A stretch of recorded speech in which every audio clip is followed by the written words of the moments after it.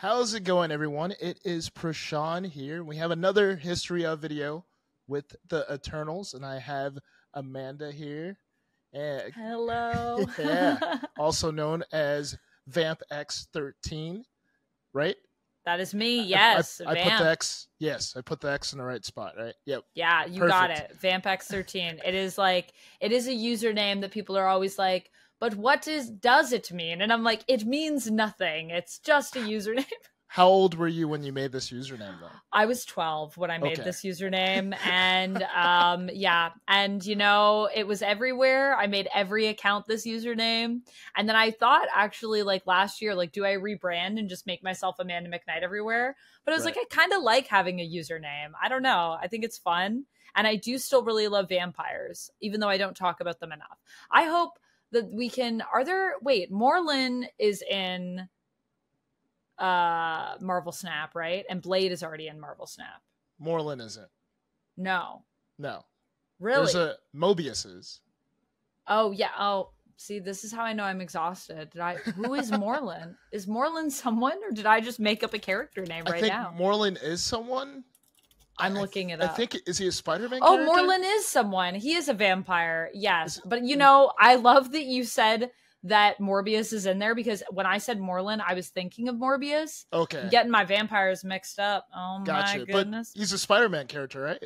He is. Okay. We don't have any inheritors in Marvel Snap, though, do we? No, not yet. Not yet. So maybe when they come on, then we can talk about space vampires that exist in the multiverse, and that'll be fun. yeah, for sure. But we have the Eternals here. We have Gilgamesh. He's a season pass card. So if you guys don't know who he is, of course, we'll explain who he is. We also have Thena, Cersei, Makari, Phastos, Fastos. And we're not sure which way to say that one, so y'all can let us know in the comments which way you like to say it. I was trying to find it in the movie, but I couldn't find a clip of them saying it. So right. And then we have our next big bad. Is it Arishem or Orisham? I say Arishem, but if you say Arishem, I think that's also fine. I feel like we could say either. Right. That I think has also been mentioned at some point in the MCU, though, so there probably is a quote for that one. And then the crazy thing is, I didn't know who he was until recently, like the Avengers versus X-Men versus Eternals. So I don't know if he's a new Celestial, or was he was an old Celestial, and then they brought him back. Is an old Celestial. So the one that we have in the AXC event, Judgment Day, or AXE, if you want to call it that. I think I'm the only person that calls it that. Everyone says AXC, but I call it AXE too. Yeah, AXE. There you go. All right, there's two of us. Let us know if you're also that person. But that is the progenitor. So the progenitor is the judge that Gotcha. But then Arishem is, I believe, the judge, I think is the name of that Celestial. Yeah, I thought he was the judge too. It's so weird. Yeah, so there's kind of like two judges. Yeah, Arishem the judge is the name of Arishem. That's his full name, because all the Celestials kind of have like a little title. Like there's also the Dreamer, which is the one that we see in the Neil Gaiman version of Eternals in that series with John Romita Jr. So all Celestials kind of have like a thing they do, but then the progenitor is interesting because the progenitor is also a judge, so that's confusing. Yeah, I just remember a lot of thumbs down. A lot of thumbs down. AXE event. Yeah, there was a lot of thumbs down, a few thumbs up, but humanity was getting a lot of thumbs downs. Which, for sure. Honestly, fair enough. I gotta say, I kind of agree with the progenitor on a lot of stuff. Oh yeah, for sure. So we'll start off with the history, like the whole start of the Eternals back in the day. Good old Jack Kirby. Yes. So let's talk about that. So the Eternals do start out with Eternals issue number 1, which is from 1976. That is Jack Kirby, legend, comic book king. And Jack Kirby is it's an interesting time for Jack Kirby because Jack Kirby had recently done the New Gods with DC. But then when he came back to Marvel, it was like, well, you can't like continue the New Gods because that's with DC. So DC owns that. So I think he kind of wanted to do something that was in a similar vein. So rather than do New Gods, because he couldn't, he created the Eternals. And so the Eternals kind of have a similar vibe to the New Gods. They get compared a lot. Definitely in the sense that I feel like the New Gods and the Eternals are both kind of cosmic, both ancient, but also kind of futuristic feeling god-like heroes who the Eternals are really interesting because I also think they have a lot of Earth-based historical kind of context baked into them in terms of each Eternal kind of represents almost a mythological figure or a god from Earth's history, even though they themselves are not the Earth's god. So like how we have Thor, and Thor is a god, but Thor is also an alien, kind of. So that's a thing. They are like aliens, but they're not actually gods. But they're godlike. It's sort of like the movies too, where they based off their powers or whatever, and then whatever civilization saw them that's what they became. They became the gods of each era and have been around for like, you know, eons and eons. I think like millions of years. I believe the Eternals have been around on Earth, just kind of watching from on high. You know, they're usually up on a mountain, they're looking down at everyone, they're like, deviants, we don't like ya, we're gonna fight ya. So let's talk a bit about how they came to be into existence. So where did the Eternals come from? So the Eternals are super interesting because they have been revisited multiple times throughout the comics in terms of their origin. So each time we get a new Eternal series, we kind of get like a little bit more of Eternals origin lore and we expand on it. So it has changed throughout the years, but the initial origin kind of sees the Deviants and the Eternals created sort of through humanity by the Celestials, who come down to Earth and basically high evolutionary styles way before the high evolutionary was ever a thing. Celestials just like going around and messing with stuff. So they come down and they're like, we're going to make some races. We're just going to like mess with things, make the Deviants. Deviants are evil, make the Eternals. Eternals are good. Right. And I believe they did this with humans. They did this with the Kree and the Skrulls too. They did. Too. So the Celestials have also, like I said, as we learn more about the lore and it expands, we also learn that the Celestials travel around space and that they are basically responsible for a lot of races and that there are Eternals that are not Earth-based Eternals as well. So that's, some people talk about how like Thanos is an Eternal, which is interesting, but he's not an Earth-based Eternal. So there's Eternals that exist on other planets, and then there's these Eternals, which are the Earth-based Eternals. But they're all also kind of connected. So they're kind of like a big, like, massive cosmic family in a way. But they're usually separated by Earth. And then even within Earth, there's different sort of houses of Eternals as well. So depending on how, like, intense you want to get into Eternals, there's a lot that you can get into. It's pretty cool. Right. So the Celestials also are believed to, not only do they create these groups, but the Celestials are also actually believed to be the ones kind of responsible for us having superheroes on Earth. Fun fact, because they came to Earth and messed with, you know, humans and evolution and all that stuff. So the reason that we actually even have superpowered humans is maybe because of the Celestials. So yeah, and then sort of circle back on that too, like the whole Axe event. Like mutants were technically deviants. Yes. So, I'm going to talk about, I was going to talk about that. Okay. So that's, yes, it is very interesting. Right. I love AXE. I really enjoyed that event actually. And I think the more time that I have from that event, the more I like appreciate it more. Like when it was happening, I was like, oh, this is kind of like, all right. And now that a bit of time has passed, I'm like, man, that event is really cool though. Especially if you've been following along when you read it with like mutants or Eternals or even the Avengers. The Avengers was the one that I was the least sort of invested in, I guess, in AXE. Yeah. But Eternals, I read the Kieran Gillen run on Eternals, and AXE was Kieran Gillen's baby, basically. Like that was like kind of his event. So I was really invested in the Eternal stuff, which is 2021 Eternals, gotta say.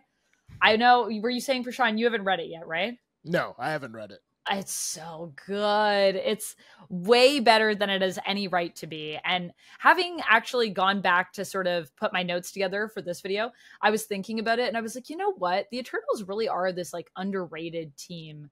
Like, they do have a lot of really interesting stories and really interesting runs, but it's sparse, right? It's like here and there. So we have the 70s run, and then there was a run after that I think that was the 80s. And then we kind of get into the period that people know pretty well. There may have even been a 2000s run. Was volume 3? Yeah, I think they were very short and limited runs whenever they came back. Yeah, a lot of the times they're not long lasting. They tend to usually be kind of more like almost a mini series. Oh, right. Yeah. So then we go to the 2000s, and then that's 2006, and that's Neil Gaiman's run.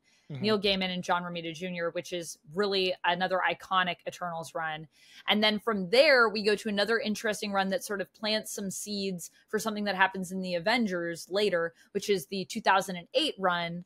And then in the Avengers in 2018, we kind of learn about a little bit more about their origins, the Dark Celestials, all that stuff. That's Jason Aaron's Avengers. And then we have the 2021 run, which is Kieran Gillen's run. So 5 volumes total that we've had so far of Avengers. 5 volumes total that we've had so far of Eternals. And it's actually even crazy to me to think we've had 5 volumes, because I just feel like Eternals are so not in the mainstream. No, because I think they're all very short runs. And I think when they stopped the run back in the day, I think they reintroduced them in like a Thor comic book. Yes, yeah. There was also a Thor event that happened as well with the Eternals, and that's kind of where they were brought back in. So they kind of pop up here and there and do a thing, and then they kind of just like disappear for a while, I feel like. And, you know, I guess the other connection would be the Eternals obviously have a connection to the Avengers and have been friends with them here and there. So they do pop up in the Avengers, some of the Avengers stuff as well. But to sort of talk a little bit more about their origin, so we get that original origin in the Jack Kirby run, and then it kind of gets expanded on in Neil Gaiman's run and changed a little bit. So that's when the Eternals basically all forget who they are for a while, and there's a whole mystery surrounding, like, why don't they remember that they're Eternals? And we learn about how they were, like, basically it says that they're like created almost solely by Celestials, I believe, in Neil Gaiman's run, which is also a little bit different. And we'd also learn that that's when we would learn a little bit more about, you know, the Celestials going around to space. There's other races. So this is around the time that starts to come in as well. And an idea. Was this the Unimind too? Was that when that? Unimind, the Unimind is originally, I think, still introduced in Kirby's run. Okay. But yeah, the second Unimind, it's like every time we revisit, we just add more to the lore.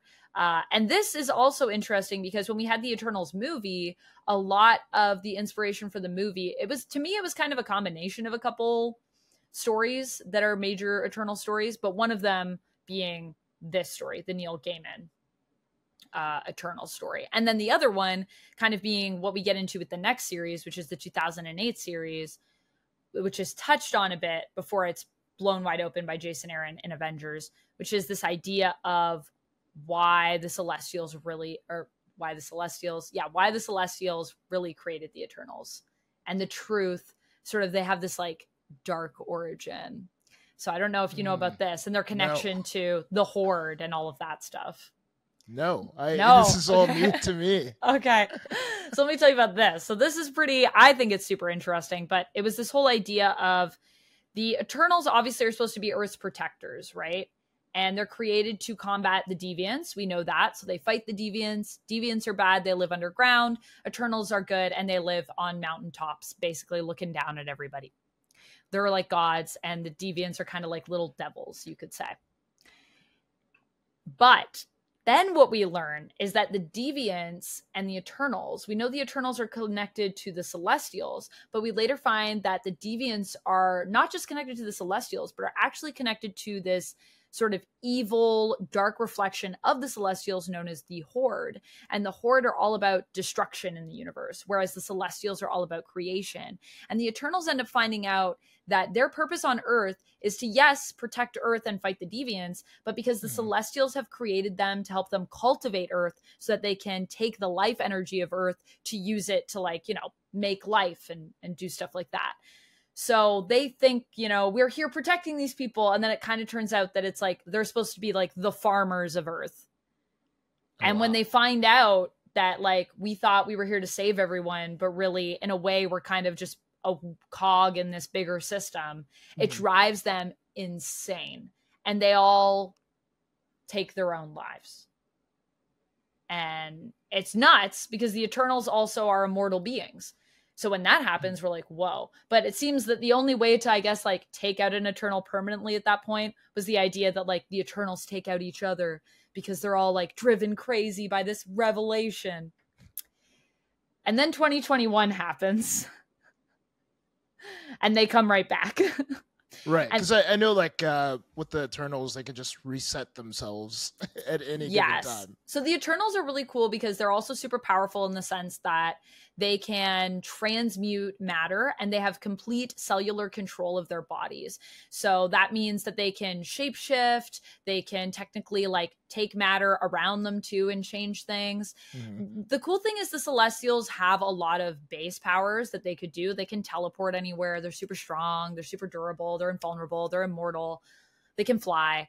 They have psionic abilities. But at the same time, each Eternal kind of has their own thing that they like to do or that they focus stronger, on. Yeah, stronger than the other one. So while base level, they could technically do all of these things, you usually don't see them, like, all at this level in the same way because they have specific things that they like more to do. And although they can all teleport, like Makari, for example, I don't even think really likes to teleport. So even though they can access all these abilities, sometimes they're just like, I don't really want to do that. So, like, I'm not going to do it. Right. It's like a slider on a creative player or something. Like, whatever's higher or lower at any I guess when time. you're super powerful too, you're just like, I can just pick and choose which powers I want to do because that's how OP I am. Yeah. So in 2021, the way that they come back is they are rebuilt by the Machine. And the Machine is another thing that is introduced in terms of their origins and how the Eternals work and how they exist. So with the 2021 series, we're introduced to the Machine that is called Earth. And the Machine is what rebuilds them. And the Machine is also kind of literally Earth. So it's something that the Celestials built. And we also find out that the Eternals have these 3 principles that guide them. The 3 principles are something that we've kind of already seen come up throughout their history, but it's just very clearly defined in this run, which is protect the Celestials, protect the Machine, aka protect Earth also, and 3, correct excess deviation. And that's the order in which they have to follow that. And it's almost like it's their programming, so they can't go against it. So if they wanted to fight a Celestial, it's actually really hard for them to do, which is also why when the Progenitor comes to be an AXE, that's a big problem because the Eternals are kind of like, okay, so we want to help with this, but we can't.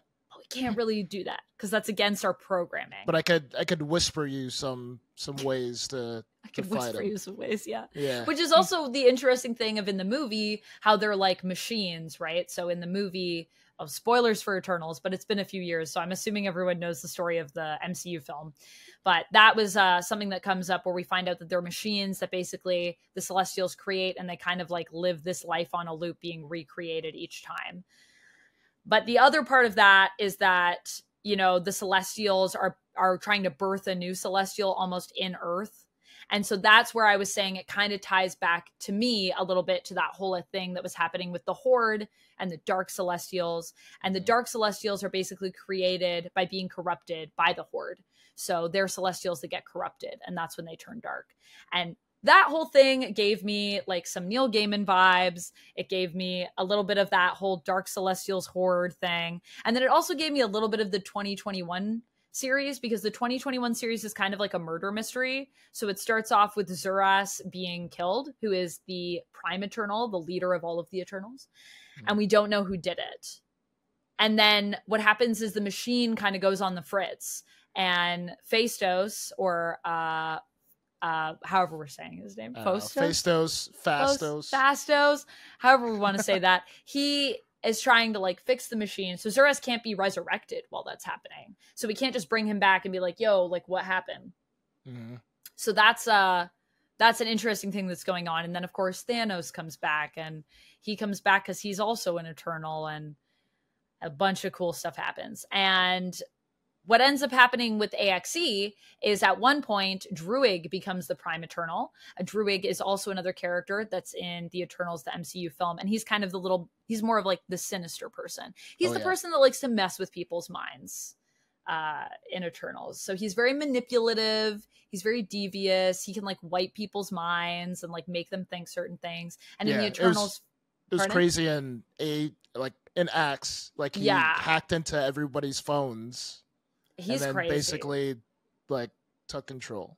Yeah, he is the person that takes over from Thanos. So Zuras was Prime Eternal, and then when Zuras is gone, Druig and Thanos have this plot to basically get Thanos to be the Prime Eternal. Mm-hmm. So Druig allies with him, and then basically does like a campaign to get that to happen. Then that happens. Zuras comes back. He fights Thanos, and in the end, Druig ends up becoming the Prime Eternal. And when he's the Prime Eternal, he scans the Earth for, excess deviation. And one of the places that's highlighted is Krakoa. And so he decides to cement his rulership, his leadership over all the other Eternals.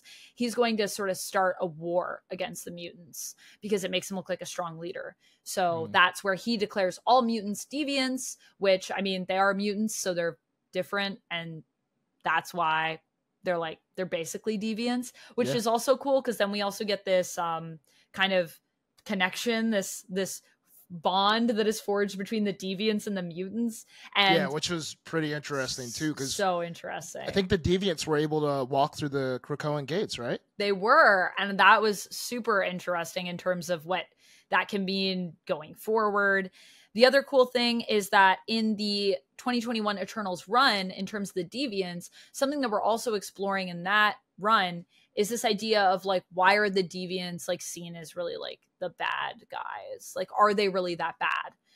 And so there is some depth that we get to explore in terms of what does it mean to be a deviant? And then that kind of gets carried forward into AXE. So if you were already reading Eternals, or if you liked that element of AXE and you haven't read Eternals, that's why I think Eternals is part of the reason why I think Eternals is a really great series, but it's also just a really fun, like, kind of mystery as well.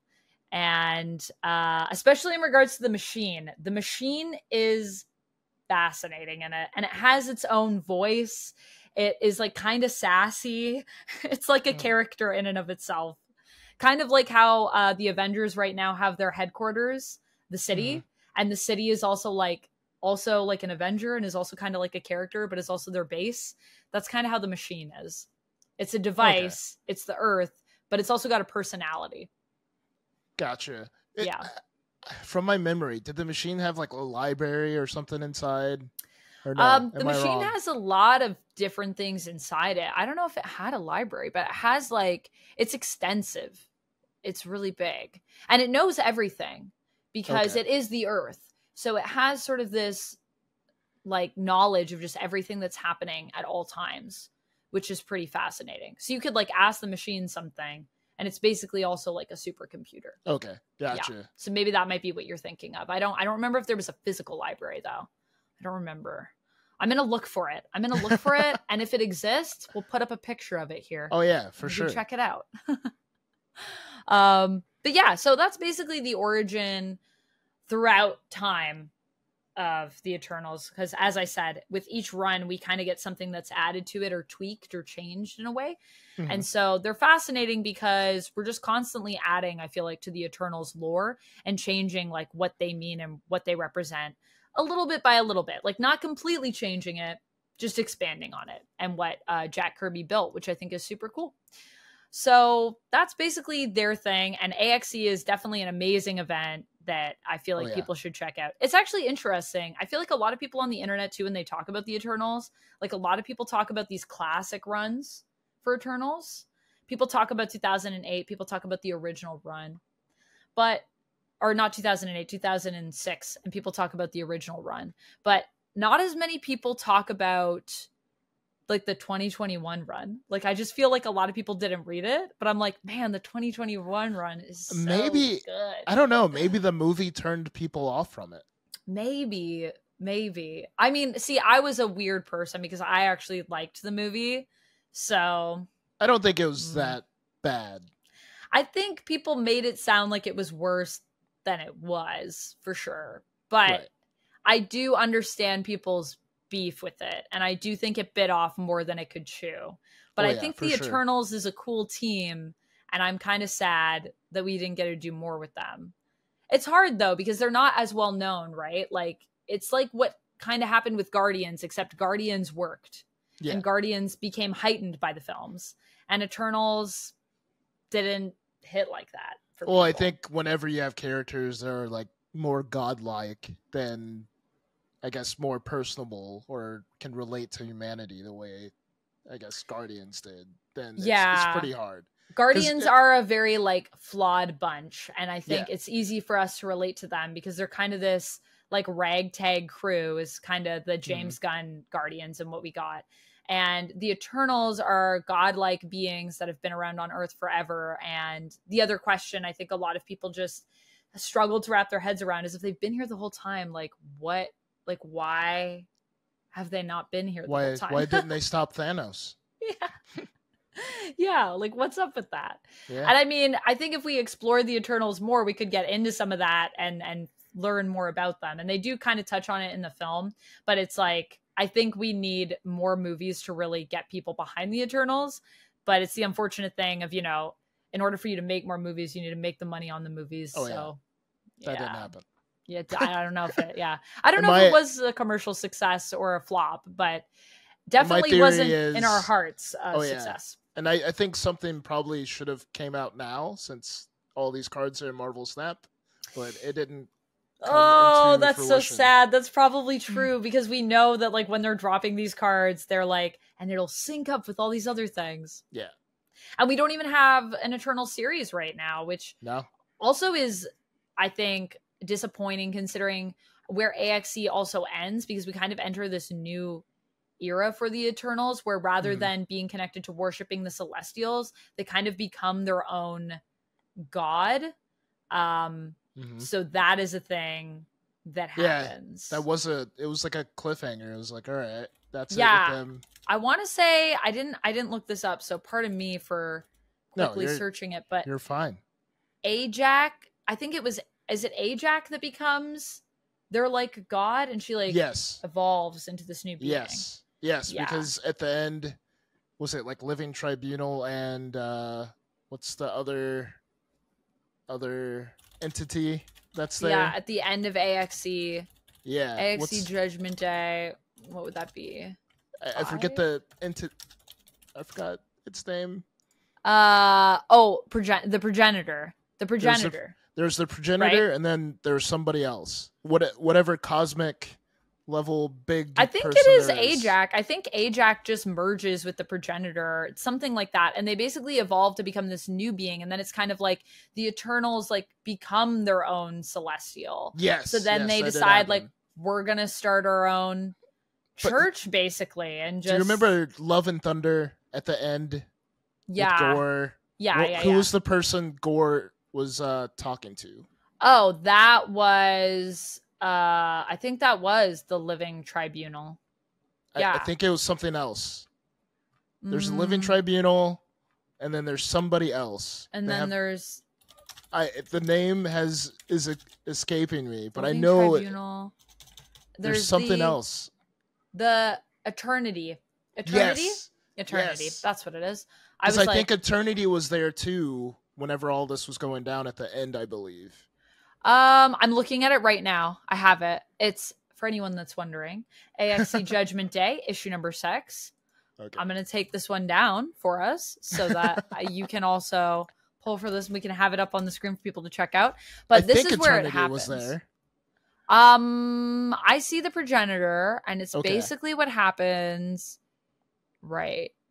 So Oh man. And just like also Jean dealing with all this. There's some really cool moments in this series. Oh yeah, and then Cersei gets taken out in this series, which was shocking to me. Oh yeah. Like, whoa.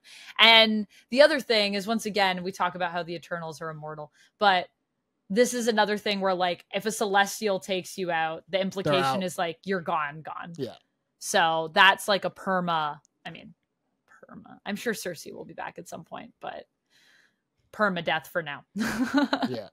So yeah, the progenitor kind of almost evolves into another entity. I don't think eternity is here. I think it's like an evolution that happens over time here when they're like raiding sort of the progenitor's mind, and then they end up, Ajax basically says like, I believe in you. I think that's what ends up happening. And then Ajax is going to take on the power of the progenitor to become a better god. So there's this one page where the progenitor asks, am I a worthy god? And Ajax, looking super disappointed and sad, says, no. And then the progenitor says, you are correct. I ask of you this, be better. And then the progenitor gives Ajax all their power. And then we get like super cool, like god celestial Ajax, which is super cool. And that's where we end it. And then it's just like, and then what's going to happen? Nothing. Cause there's no more Eternal series. They stopped it. Yeah. Then off to They X-Men stopped it because Kieran Gillen, I think, had to choose between Eternals and Immortal X-Men. He was not allowed to have both for some reason. Yeah, which was meanwhile, Jed McKay's writing everything. So I don't know why we had to choose. I don't know if that was Kieran Gillen was like, I can't do both, or if it was Marvel saying you have to pick for some reason. I'm like, just let Gillen write both. They're both so good and they're both different.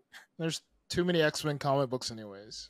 Well, yeah, I mean, we're about to have a reset, so at least we'll be back to, just 3 books and then a few extras until eventually it becomes, once again, probably like 30 books. It's inevitable. Yeah. If it's good. If it's good enough, it'll get 30 bucks. If it's not good enough, it'll get less books, because that's how it works. But yeah, so that's kind of how AXE ends, and it is a little disappointing because I felt like they were building up so many interesting things. Also stuff with Zuras. There's also a huge fight that happens in AXE that's really epic between Zuras, I think, and Star Fox, who's also in it. And that was the other thing with the Eternals movie. At the end of the movie, they like introduced like Star Fox. Yeah, and Pip the Troll. Eros. And Pip the Troll. And then they were just like, anyways. Yeah. That's that. Back in the day, besides Eternals, there was the Night Watch or Midnight Watch. Like, I forgot what they're called. But it was Eternity Watch? Is that what Yes, Eternity Watch. So it was Adam Warlock, Drax, I believe Morgana, and then Gamora was a part of that group as well. And then Silver Surfer sometimes hung out with them. Yeah, I don't remember. Was it the Eternity Watch? I'm bringing it up. But I believe so. I think it was their Eternity Watch because a bunch of them had the stones. Stones. Or Infinity. Was it the Infinity Watch? Infinity Watch. I was like, Eternity Watch is something else. Infinity Watch, I think, is what it is. Yeah. This is correct. I remember reading the comic in like 1994. I know we're going off topic, but 1994, Silver Surfer tries to go back to get Sheila Ball, and he but he finds Adam Warlock, and then they try to go and get her back from death and all that crazy cosmic stuff. Oh man, what a time! I think I was like 7 or 8, and I had no clue what I was reading. Do you think they might still do something like Infinity Watch? Because I do think that would be really cool, but I think no. Now I'm not sure. I think maybe they wanted, like, they were keeping that as an idea of like, maybe we could do Infinity Watch, but now too many things have changed. Right. And I think it'll be hard to do. Mm-hmm. Maybe. I don't know. I think it'll be a cool story for Silver Surfer. Yeah.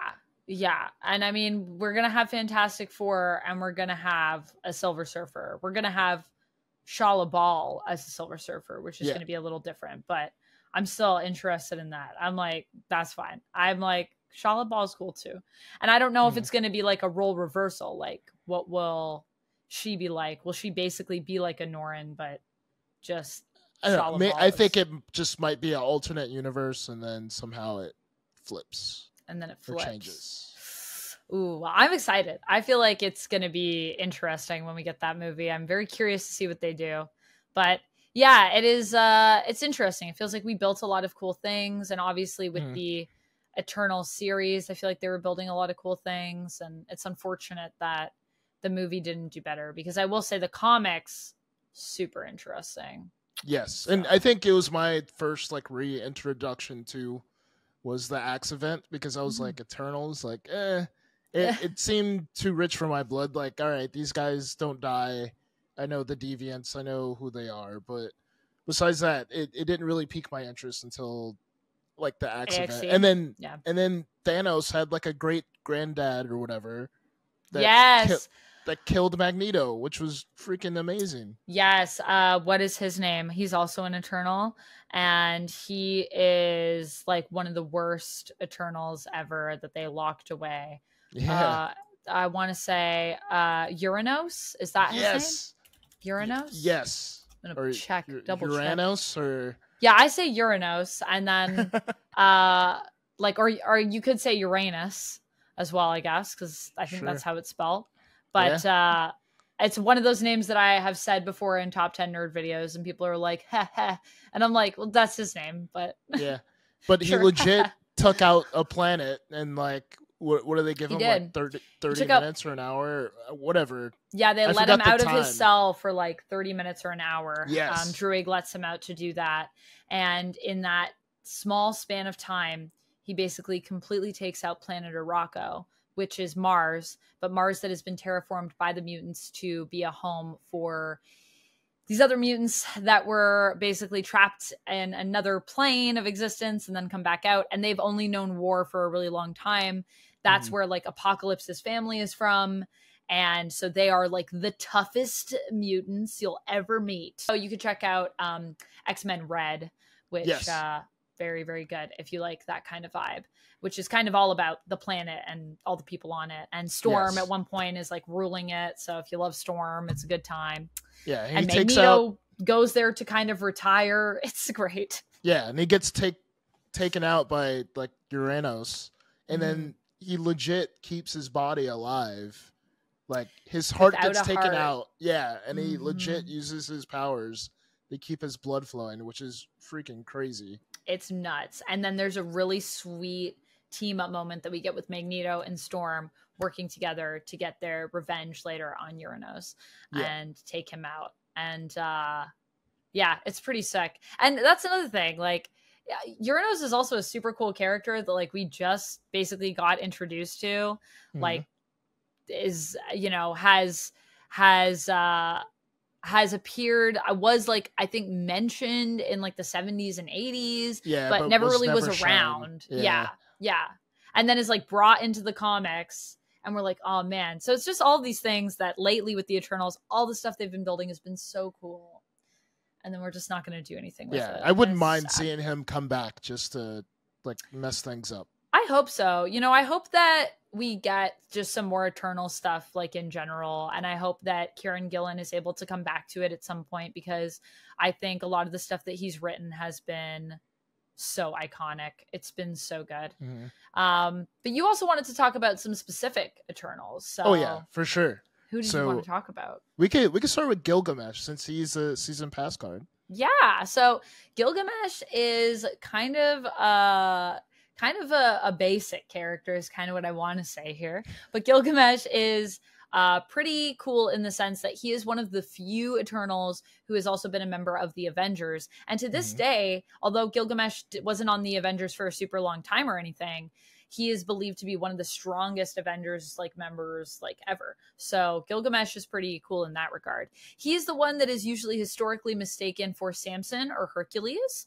And he is known pretty much for, like those guys, being super strong. That's kind of his thing. So he's like flexing all over the place.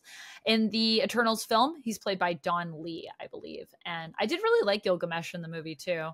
Yeah, he was pretty cool. He was pretty cool. I felt like they underutilized him based on how cool he was, but Oh well. Yeah, I think when you have that many characters on screen, Everyone gets underutilized, basically, other than like Cersei, which honestly fair. Cersei is like the main Eternal that everyone knows. Oh yeah, for sure. Yeah. So I'm gonna go over his powers and abilities All right. real quick in Marvel Snap. So on reveal, +1 power for each of your other cards in play with increased power, which is pretty strong in my opinion. He's, I believe, a 5/7 until, of course, we get something else, because whenever they roll this out, Marvel Snap tends to change their power. But he goes pretty well with cards like Sunspot, with Nebula, anything else like a Angela, like in Kitty Pride. So he could be a pretty big card towards the end of the game. So very, very cool, very, very interesting. Interesting. Yeah, that does sound like it could be powerful. It sounds like, they're trying to make him like a bit of a heavy hitter in the right circumstance, which is, I think, what Gilgamesh should be, considering that he is like super strong. He's a super strong guy. Yeah, and it's totally based off of your other cards gaining that power too. So like, I think he could be a surprise card, obviously, because you don't know, your opponent won't know how big he could get until then. Yeah. So another surprise card. Next, we have Thena here. Yeah, so Thena or Thena is... Thena. I usually say Thena because I think of like Athena. Thena. Because she is... that is who a lot of times people see her as. So she's often compared to the Greek goddess Athena. Also, she is the daughter of Zuras, and Zuras is basically like Zeus. He's prime eternal usually, he's ruling everybody. And Thena is known as well, kind of like Athena, for being like smart, tactical, like a good warrior, a good fighter, and just like how Athena is known for being the goddess of wisdom, of logic, and of course of warfare. So Athena is super badass. She also, I would say, is one of the characters that you usually see in more of a leadership role in some capacity. Like, she's not as prevalent in a leadership role as someone like Zuras, or as someone even like Icarus, who sometimes calls some of the shots. But I'm surprised he's not in here, but yeah, I'm also surprised that Icarus isn't in there. Icarus is like one of those people you'd expect, but I guess not today. Maybe later on. Interesting. Maybe he's too powerful, because he's basically like Eternal Superman. Oh yeah, for sure. Yeah. She's known for being a very physical fighter in the Eternal series. She also ends up having a romance with a deviant, and that's a whole fun thing if you like the idea of, what are deviants? Are they so bad? And how Eternals and deviants have been pitted against each other for a millennia. Then you might be interested in that. And she's played, of course, by Angelina Jolie in the film. And I actually thought, because obviously the Eternal series, I thought in that movie there was going to be a moment where we're going to get some romance between Thena and the main evil deviant. And that did not happen at all. No. But I got some sexy vibes between them. And then I was like, oh, there's some weird tension. Was there weird tension? Because I thought maybe I'm crazy, but I'm glad to know I'm not the only one that felt it. Yeah, but then they didn't do anything with it. And I was like, oh, because that would have been an interesting way to resolve it. Like, but what if we don't fight and we just like are in love? Yeah. Could have been, because it felt sexy. So I was like, I mean, I don't know. If you guys want to go that way, I'd be interested to see what you do with it. But then they were just like, no, she's dead. And I was like, okay. Yeah, pretty much. Yeah. So with her card here, she's a 2/1, and her text is, after each turn, +3 power played. If you, she gains +3 power if you play exactly 2 cards. Oh. I kind of like that because it feels very strategic. So that feels very like Thena to me. And it's like super powerful, but only if and when. Yes. So my thoughts are she synergizes pretty well with Hope Summers, and then she synergizes pretty well with the Shuri, Kitty, Slam type of deck. So you're playing Hope Summers, and then you're playing Kitty Pride, And then whenever you play Hope Summers, you gain +1 energy every turn. So you could play Kitty Pryde and another card every turn. You're just putting Kitty Pryde in the Hope. That way you have that extra energy to play Kitty Pryde every turn. And then you could play Shuri on turn 4, turn 5. You could play whatever cards you need to be buffed by Shuri. And then you could play Kitty Pryde again. And then final turn, you could play Taskmaster and then Kitty Pryde. And then Thena's just getting that like buff. a powerhouse. Yes. Yeah. And she's just getting that buff the whole time. Are there any cards that allow us to change out the lands, like that allow us to change out our the lanes? Locations? Yeah. So you have Legion, that like whatever lane he's played into, he changes the location to that location. Oh, okay. So you have Legion, and then last month we had Nocturne that recently came out. So she's basically Nightcrawler and Scarlet Witch put together. So whenever she moves locations, she changes location. And then, of course, we have Scarlet Witch. Yes. She changes the location randomly. As well. Yep. And then we have Storm. Storm changes the location, too. I feel like it could be interesting to have... I mean, I don't know if we really have anything there yet, but it's like, if you could do something, because there are certain locations that I feel like would play really well into Thena, but you would have to get those locations. So I'm just like, that would be conditional on if you have them. And then I was just like, is there something we can do to manipulate that board state and like change the locations up? But a lot of it isn't like specific. Like I can't go through and like pick a location. Right. It's pretty random, except for Storm. Storm. And then Magic too. Magic changes locations. She changes it into Limbo. Right. And then... But Limbo isn't going to help you in this scenario. It possibly can, because you get one more turn to play 2 more cards. Oh, yeah. And so it can give you another buff, another boost. Yeah. Yeah. So you got one cool. more. You have one more turn to play 2 cards. Yeah, that's Thena seems like she's gonna be one of those cards that might be a bit of a sleeper. Like people are gonna think, oh, that's whatever, and then people will build a deck with her that's like insane. Oh yeah, for sure. And she goes well with Gilgamesh as well. So yay, synergy in the Eternals. Yeah. And also synergy that relates to the film, because in the film Gilgamesh and Thena were like buddies, like they were like BFFs. Tight. Yeah, they're BFFs. That's kind of cute. Wow, a rare treat for us when we have the cards and we're like, look at that, some synergy that with people should have synergy. Yeah, so beware. I think with this meta, with these cards, we're going to see a lot of Shadow King. So Shadow King brings all the cards back to their original base power. Right, so people are going to be nerfing it with that. So watch out for the Shadow King. Yeah, so I would just put you can't even... Yeah, you could put Cosmo down. Cosmo stops it. Yeah. But that's it. And then so maybe Professor a Cosmo guard dog in your deck, just to, in case.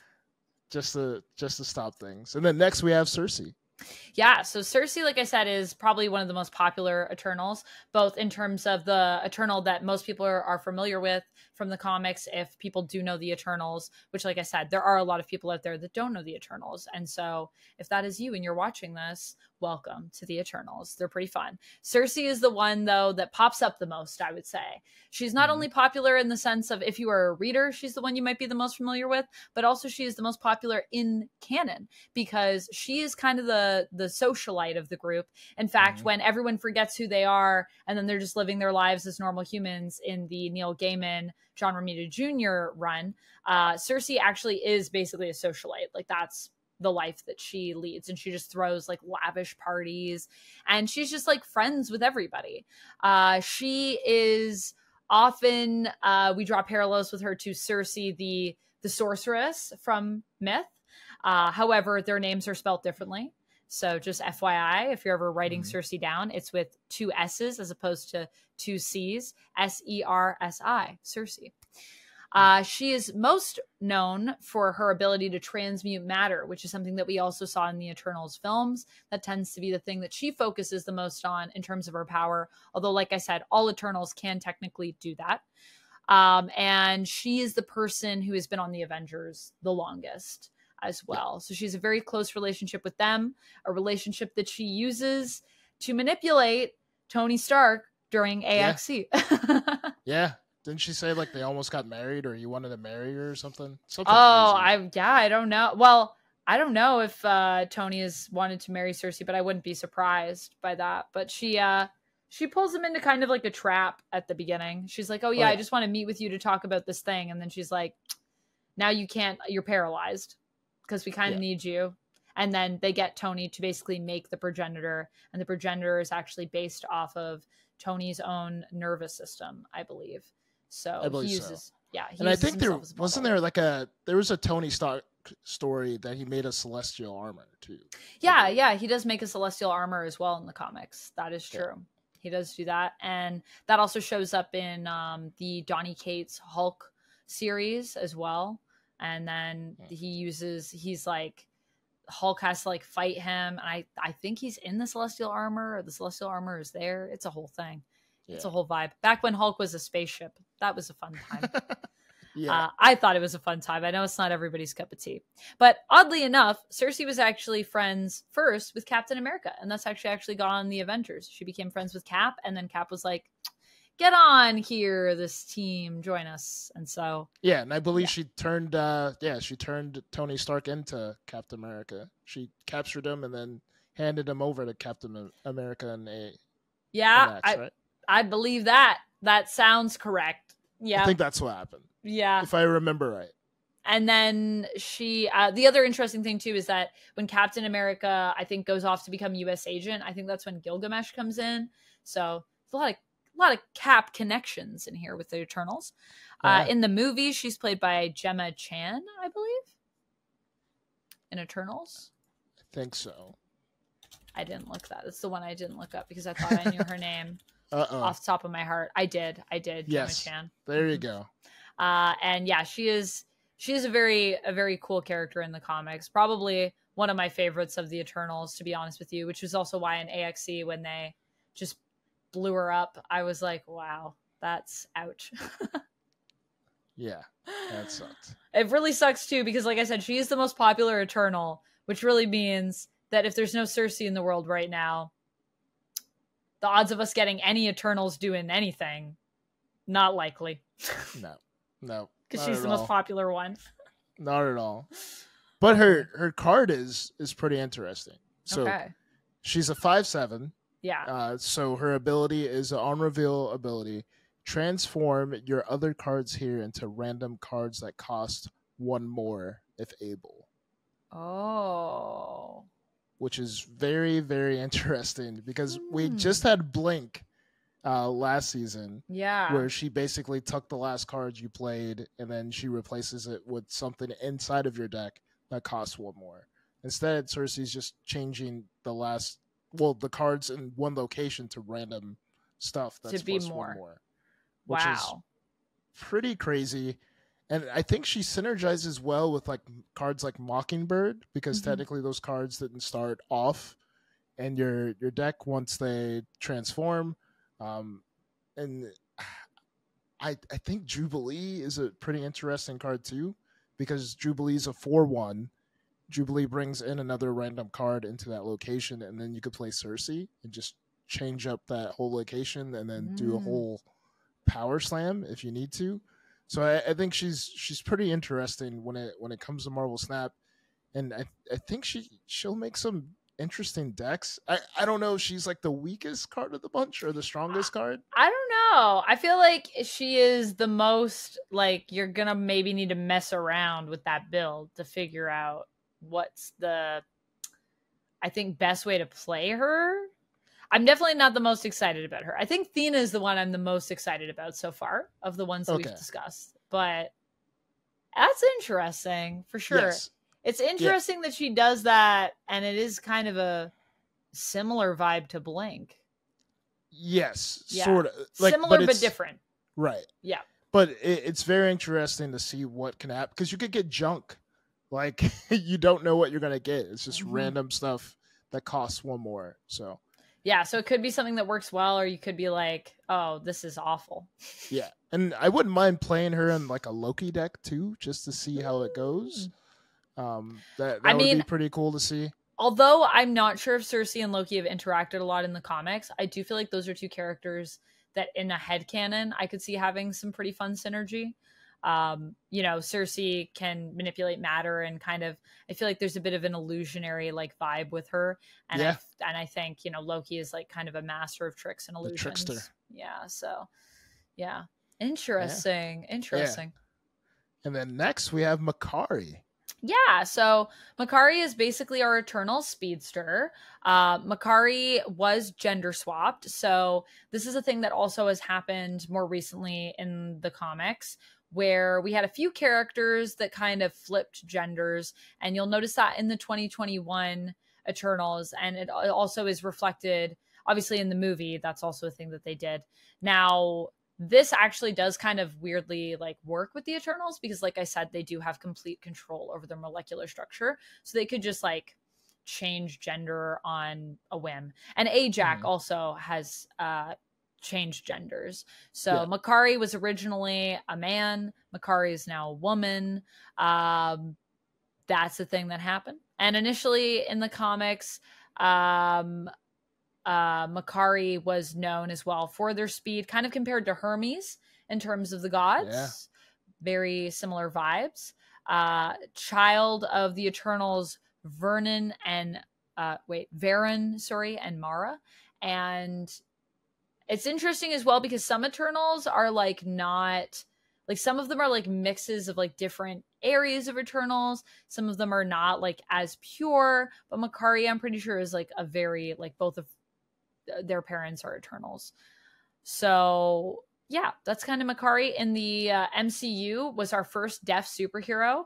I feel like Echo has really just stood out in that regard in terms of, now I think a lot of people are going to think of Echo as the first deaf superhero. Oh, yeah. But really, technically, Makari was the first deaf superhero. And when I went back to this, I was like, oh yeah, that is true. We're all going to forget about it because no one cares about Eternals. But it is cool and it is important. And Makari is played by Lauren Ridolph in the movie. So, yeah. There you go. And then Makari in Snap is a 3/3. And then after the turn, runs from your hand to a random location. After your turn, runs from your hand to a random location. If possible. Which is pretty interesting. Huh. It just seems like she just jumps from your hand to a random location on the board. So as long as she's in your hand, you don't have to play her. She's just going to play herself. Whoa. So then why the 3 cost? What do you think the significance of that is? Well, is that just randomly picked? I think it's randomly picked until like just based on her power. Well, I guess she's a 3/3. I think she synergizes well, of course, Surfer. But I'm very interested in this card because just in case, like the locations, like what if she goes in? That's what I mean. Like that's really depending on the locations that you have. Once again, this is another card that I feel like it could be interesting if we're doing more things with locations and controlling like what the locations are. Right. If you have like Storm or something and you flood a location, right? She could possibly go in that location. You have a 33.3333 chance of her going into that location. But I don't know. Like there's bad locations too. And it's random, so yeah, it's random. So she goes into Death's Domain, she just dies. If she goes into Volmir and you haven't played a card there yet, if she goes into Death's Domain and she's an Eternal, she shouldn't just die. She should then come back to your hand. She should regenerate. The machine would rebuild her. We need, you know what we need? We needed a machine card in Marvel Snap. I feel like that would be a sick card. Well, I think that is Earth. Yes, or location that is machine. That would be pretty cool. That would also be very cool. I think there should be more locations that coincide with characters from certain comics. Yeah. So like if you have Avengers Compound, like turn 5, whatever, like you must play cards there. But I think if a card is an Avenger or once was an Avenger, they should be able to play anywhere else. That would be pretty cool. That would be very cool. Yeah, there's not, I mean, I'm sure that's coming at some point. Like we're going to get more tiers of things that you can do, but it's like, yeah, I agree with you. Also the fact that I guess we're getting all these Eternals cards, but we're not getting like any Eternals locations, right? Like, oh, we're getting locations. Oh, we're getting locations? Are we getting any Eternals locations? Like, So we're I actually think gonna get World Olympus Forge. is their World Forge. Oh, okay. So that's gonna be one of the new locations, and we're gonna be getting Eternals Arc. So that's a new location as well. After turn 5, flood the other locations. So basically, after turn 5, everything else is flooded. So you can't play on turn 6 unless you have like Jeff or something. Okay. Okay. Interesting. Yeah, I was thinking maybe we'd get like Olympia or something. Yeah. I think those are cool. the only locations that are coming. All right, but we're getting locations. I take back my complaints. only 2 though. Only 2. Yeah. That's still better than none though. So, yeah, I'll take it. So pretty cool. It would be cool to see what happens with Eternals Arc. Yeah. Like whenever that's the hot location for a day. Yeah. It's going to be pretty interesting. And then next we have Phastos Fastos. Fastos, however we're saying it, he's in Marvel Snap now.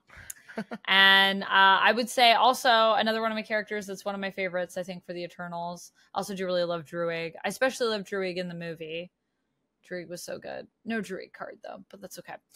So for Phastos, I would say he is usually mistaken for the Greek god Hephaestus, known as the Greek god of metallurgy and, of course, of fire, a blacksmith, making armor for the gods, making weapons for the gods.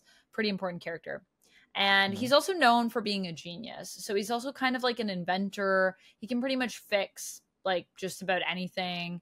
He's kind of this like technological and like physical like wizard in terms of him being able to craft things, which pretty much jives with what we see in the movie as well. He's played by Brian Tyree Henry there. Also, fun fact, our first openly gay MCU hero. So another first. Eternals coming in with the firsts that people don't care. But that's a thing. It did happen. It was an Iceman. It was an Iceman. Was an Iceman.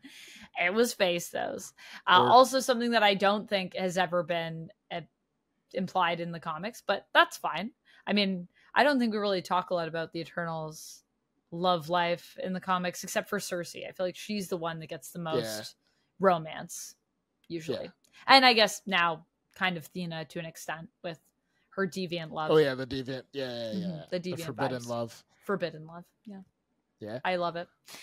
So that's kind of what Phastos has going on. And yeah, I really like him. I think he's super interesting.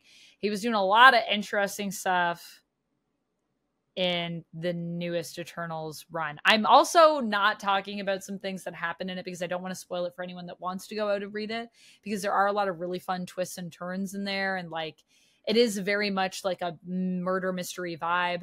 And it's also interesting because the other run that I do like, the 2006, is also, I feel like, kind of has a bit of a mystery vibe to it of like what's going on and we have to like figure it out. So yeah, but he's interesting in it. That's all I'm going to say.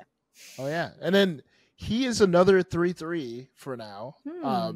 And his text is pretty cool. He's an on reveal, and he gives each card in your deck either -1 cost or +2 power. So all the cards in your deck are either going to be 1 cost cheaper or going to have +2 power. Whoa. Which is going to be pretty crazy. That's insane. Yeah. That's probably the most powerful card. Like, I think so. Objectively, anyways, without like a build around it.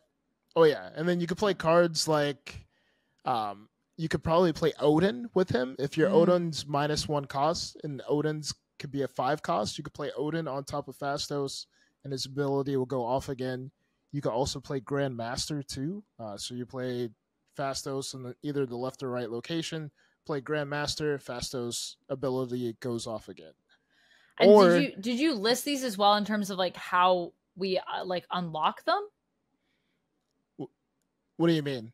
Like when we went through the cards in the order that we went through them. Oh, these are week. They're week by week. So this one comes out on the 25th. So we've been going by order. So we have Gilgamesh and Athena coming out on the 4th, and then we have Cersei the following week, Makari, and then Phastos. So, and are they all going to be in the pass?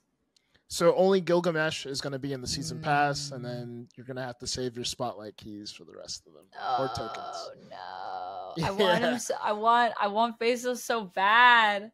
Yeah, that's I such think, a cool card. I think and he might be the card that is broken.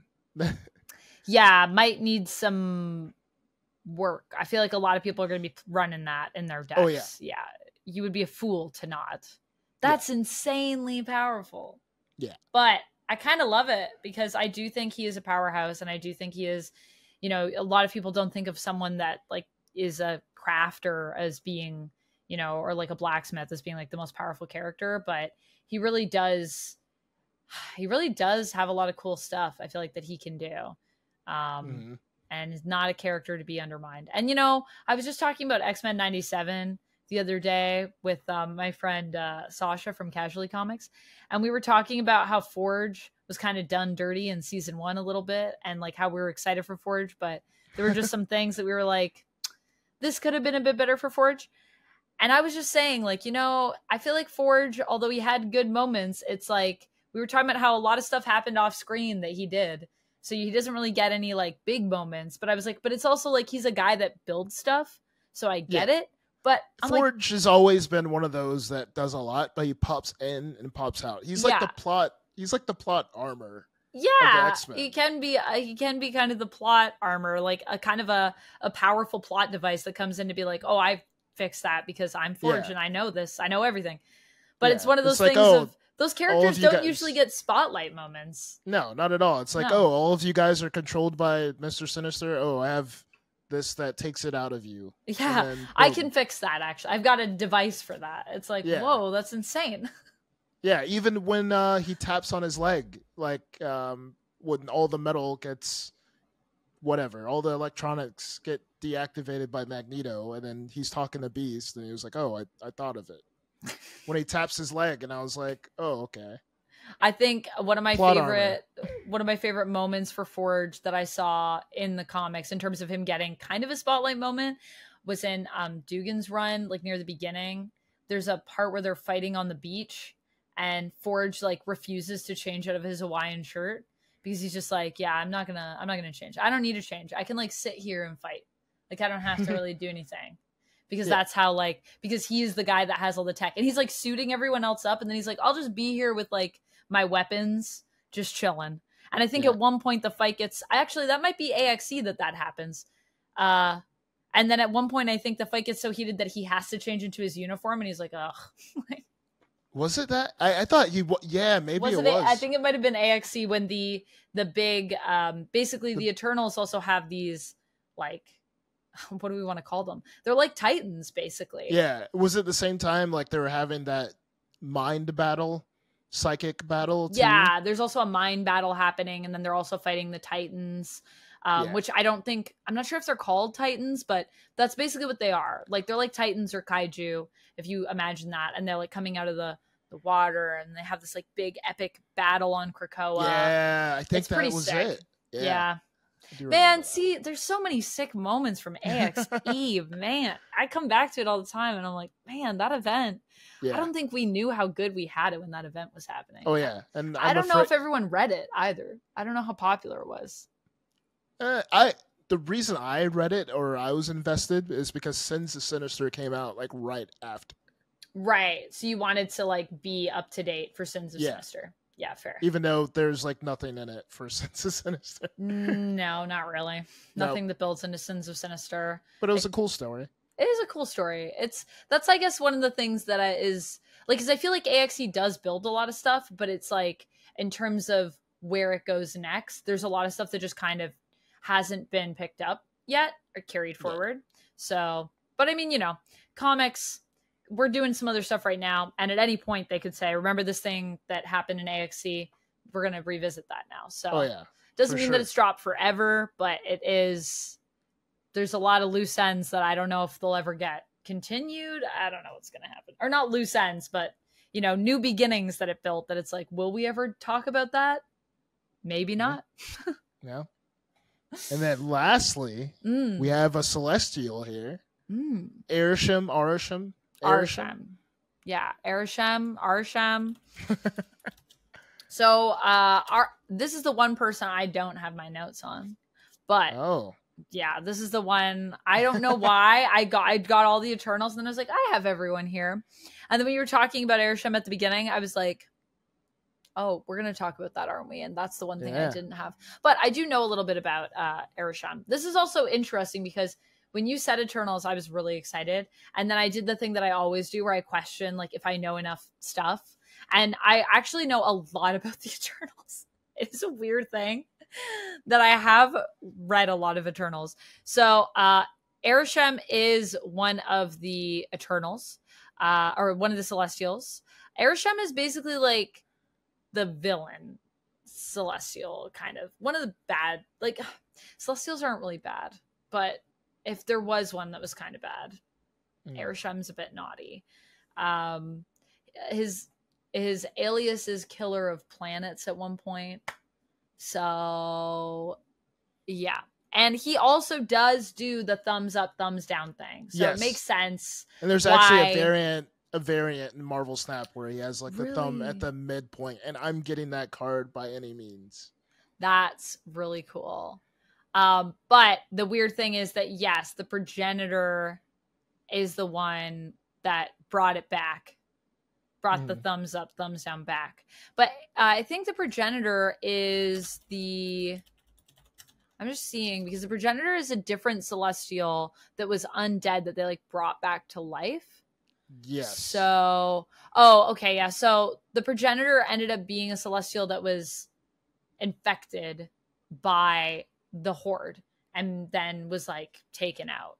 So like basically a dead celestial that used to be the Avengers base that then they turned into. And the whole idea with that, we never talked about this in AXE, but just so people know why that even happened, that was the thing that the Eternals were trying to do to combat what Druig was doing, because they knew obviously like we have to like listen to Celestials. That's in our programming. So if we bring a Celestial to life that we have programmed to be a good Celestial, to be a hero, then this Celestial will see what's happening with the Eternals attacking the mutants, and this Celestial will be like, no, this is messed up, and then the Druig will have to listen.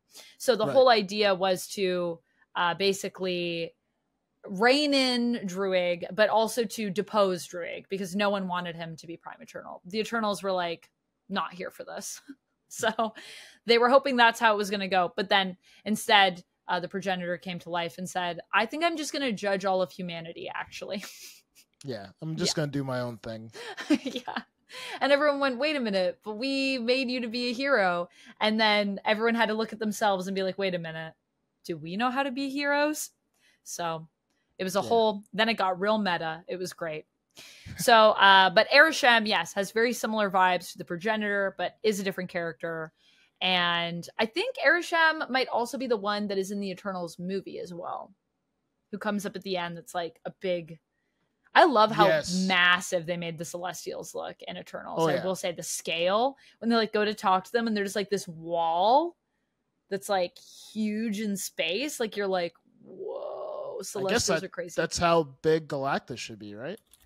Yeah. Galactus. I mean, I don't know though. Like, do you think, I would say Celestials would be bigger than Galactus, but I could see Galactus being on the same level because he also is kind of on a similar power scale to Celestials. But I think Celestials are still more powerful. I'm not sure. But that is kind of the vibe that I think you want, though, if we run into Galactus. I will say visually as well, Eternals has some really beautiful moments, and that is one of them that is like horrifying. Let me see. Is that, Eternals, Arisham, Arisham the Judge. And Arisham is kind of a big creep, you know? But all Celestials are kind of like this. They're kind of, for sure. Yeah, neither here nor there. And I think Arisham ended up also being one of the ones that gets infected by the Horde as well. So Arisham does turn dark and becomes a Dark Celestial at one Oh point. wow. Yeah. Yeah. And then in Snap, he's a pretty crazy card. He's a 7/7, which is pretty interesting. But at the start of the game, like he gives all of your card. I guess you get 1 max energy, right? So and then you shuffle 12 random cards into your deck. Max. So you have 24 cards to your disposal, but 12 of them you don't know what they are.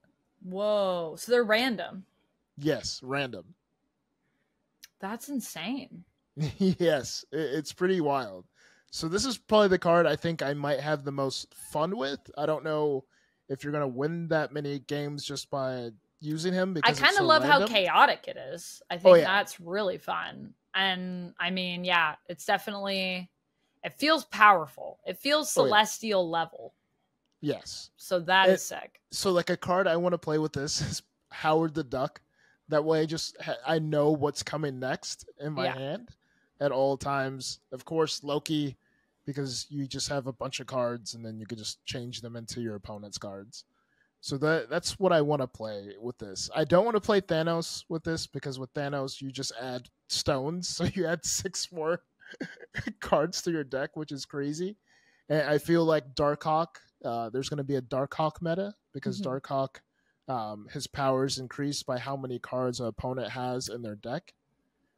So there's going to be a Darkhawk meta. Yeah. Oh no. So wait, this is a card that we have to get. You got to get this one. Yes, it's a spotlight. This is going to be an expensive card. It's got to be pricey.